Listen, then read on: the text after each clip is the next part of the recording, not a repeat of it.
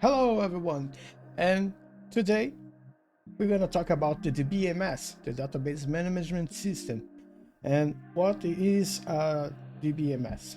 The Dbms is a system that enables you to keep the data, to access the data, block the data, and modify the data, and to make all of your databases, schemas, tables, fields, and everything about the databases. The DBMS is a technology that runs server-side. What does it mean? It means that the DB will run in a process, in a PC or in any kind of host, in any cloud service host that will run a process that coordinate all that stuff about the database. And for the side, we have the client. The client is any software or any other thing that you use to access this database and to run your codes to create the data, to modify the data, to effectively use the DBMS. These are a few of the most popular databases or DBMS that we can find in the market. Postgresql, MySQL, the IBM DB2, the Oracle database, and the MariaDB. So for this course, we will use the Postgresql. Why to use Postgresql first? It's open. You can just download it and install it in your machine, in your PC, on your Mac, anything that you want. And in my personal experience, I feel the Postgresql has the most implemented SQL, and you'll know more about this in the future than the another database. I will show now how to download, install a client for the Postgresql and to start to create your database. So to download the Postgresql server, you can just Google Postgresql download and get the postgres.org page.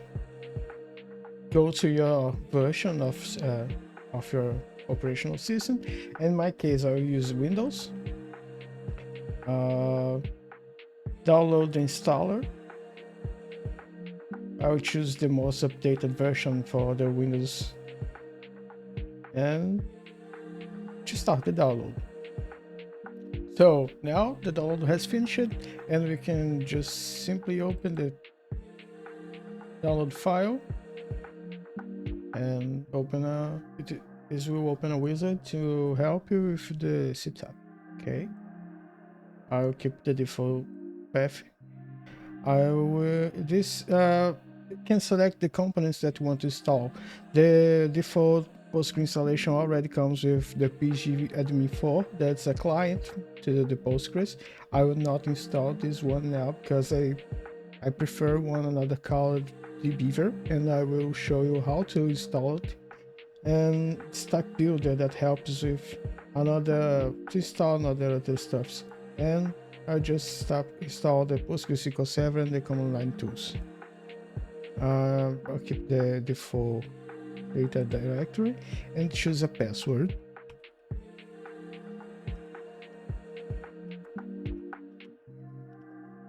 This password, something goes wrong.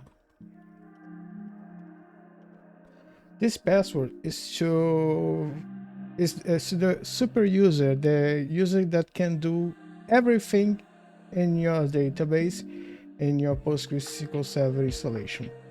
So remember this password, otherwise you need to install it to to access your database.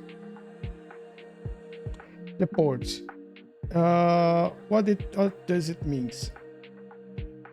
When you install any kind of server in your machine, in your PC, anything, it not just it needs an address to be accessed, but and this address is an IP and a port, because this IP has a lot of ports that can be accessed, and the default port for the Postgres is for the 5432, and I will keep it. Database cluster, okay, what the follow here, I'll not change this. And now I'll just let the setup install until it finishes.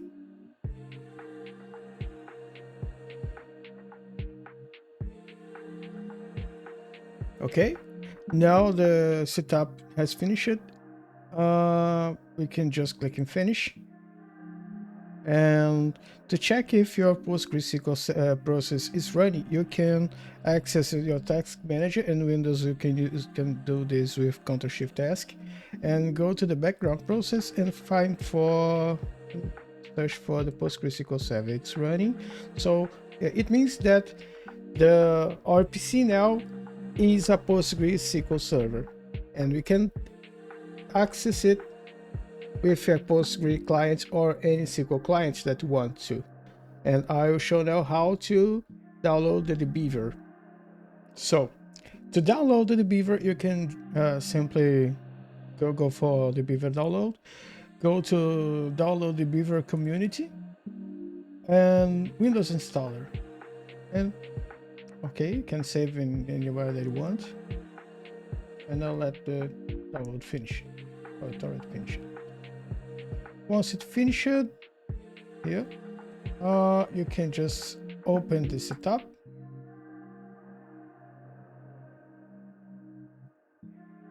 choose the language. I will keep it English. Okay, next.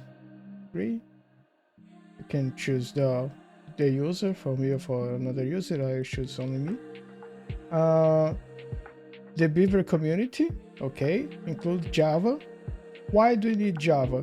The Beaver works very well with a lot of different DBMSs. How it do this? It uses the Java connectors to create communication with any kind of DBMSs.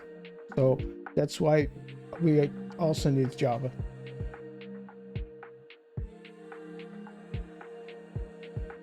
I'll keep the default path. The Beaver community, okay. And let the installation finishes.